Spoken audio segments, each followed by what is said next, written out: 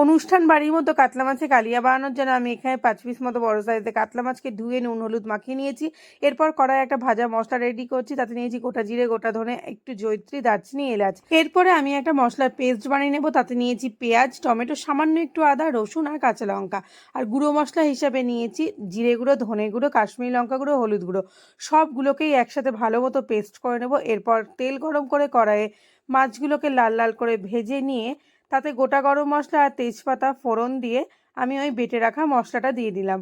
খুব ভালো মতো ঢাকা দিয়ে দিয়ে কষাতে থাকবো। তারপর দিয়ে দিলাম ফেটানো টক দই। টক দই দিয়েও আমি আবারও খুব ভালো মতো ঢাকা দিয়ে কষাতে থাকবো।